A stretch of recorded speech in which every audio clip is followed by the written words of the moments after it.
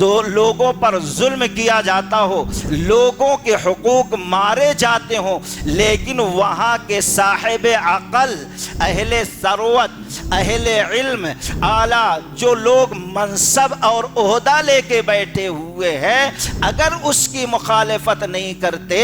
اگر اس کو ختم کرنے کے مٹانے کی کوشش نہیں کرتے، تو یہ سارے گناہ اور برائی بربادی کی جڑ ہے۔ ان کے اندر واضح طور پر سورہ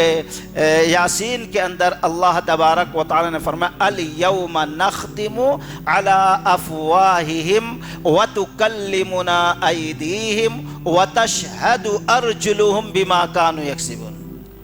جس دن لوگوں کے منہ کو بند کر دیا جائے گا اور اس کے ہاتھ، اس کے پیر گواہی دیں گے کہ اس نے کیا کیا کیا ہے۔ الاشہاد میں یہ ساری چیزیں آ جاتی ہیں۔ تو اللہ تعالیٰ نے آگے کیا خبردار، خوب غور سے سن لو، اللہ کی لعنت ہو، اللہ کی فٹکار ہو، اللہ کی دھتکار ہو، اللہ کا غضب ہو ایسے ظالموں۔ سب سے بڑا ظلم ان الشرک لظلم عظیم، سب سے بڑا ظلم شرک ہے، کفر ہے، نفاق ہے، بدعات ہے، یا کے بعد دیگر سب کا درجہ ہے اس کے اندر۔ خیر، اگر ہم دیکھتے ہیں دوستو، دور حاضر میں امت مسلمہ کے ذلت، رسوائی، بربادی، ہلاکت، بیماریاں، ظالموں کا تسلط، یہ جہاں بہت سارے اسباب ہیں، ان میں سے ایک اہم سبب یہ ہے کہ جب مظلوم آدمی آواز دیتا ہے مدد کے لیے تو اس کی آواز پر لبیک نہ کہا جائے، جب ظالم ظلم کرتا ہے تو اس کے ہاتھ کو روکا نہ جائے، اس کو معاشرہ سے بائیکاٹ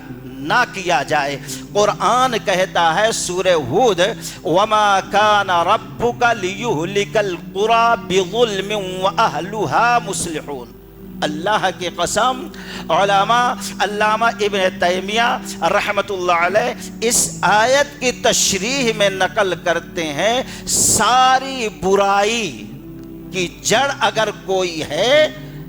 اس کی جڑ یہ ہے، ساری برائی، ہلاکت، بربادی، ذلت، رسوائی، اللہ کے عذاب، اللہ کے قہر کے نازل ہونے کے، تو یہ ہے کسی بستی میں، کسی معاشرے میں، کسی گاؤں میں، کسی مقام پر ظلم ہوتا ہو، شرک ہوتا ہو، بدعات ہوتا ہو، کفر ہوتا ہو، لوگوں پر ظلم کیا جاتا ہو، لوگوں کے حقوق مارے جاتے ہوں، لیکن وہاں کے صاحب عقل، اہل ثروت، اہل علم، اعلیٰ جو لوگ منصب اور عہدہ لے کے بیٹھے ہوئے ہیں، اگر اس کی مخالفت نہیں کرتے، اگر اس کو ختم کرنے کے مٹانے کی کوشش نہیں کرتے، تو یہ سارے گناہ اور برائی بربادی کی جڑ ہے۔ تو اب ایسے وقت میں ہمیں یہ دیکھنا ہے ظالموں کے ساتھ اللہ کا کیا معاملہ ہے۔ سورہ ہود کے اندر اللہ تبارک و تعالی نے بڑے واضح طور پر بیان فرمایا وَلَا تَرْكَنُوا إِلَى الَّذِينَ ظَلَمُوا فَتَمَسَّكُمُ النَّارُ وَمَا لَكُم مِّن دُونِ اللَّهِ مِنْ أَوْلِيَاءَ ثُمَّ لَا تُنصَرُونَ۔ وَلَا تَرْكَنُوا، اللہ حکم دے رہا ہے، خبردار ظالموں کے سامنے نہ جھکنا، یعنی ظالم جو ہے، چاہے وہ شرک کرنے والا ہو، عزت کی دھجیاں اڑانے والا ہو، کسی کے مال کو غصب کرنے والا ہو، کسی بھی حساب سے اگر وہ ظلم کرنے والا ہے تو اللہ تعالیٰ کہہ رہا خبردار وَلَا تَرْكَنُوا إِلَى الَّذِينَ ظَلَمُوا، خبردار ان کے لیے تم نرم نہ پڑنا، ان کے سامنے جھکنا نہیں۔ اگر جھکو گے، اگر ان کے لیے اپنے دل میں نرم گوشہ اختیار کرو گے، فَتَمَسَّكُمُ النَّارُ، تم کو آگ چھو لے گی، یعنی تم بھی عذاب میں جاؤ گے۔ وَمَا لَكُم مِّن دُونِ اللَّهِ، جب ظالموں کے سامنے جھکنے یا ان کے لیے نرمی برتو گے تو تم آگ میں داخل کیے جاؤ گے۔ اور کرو اس آیت کریمہ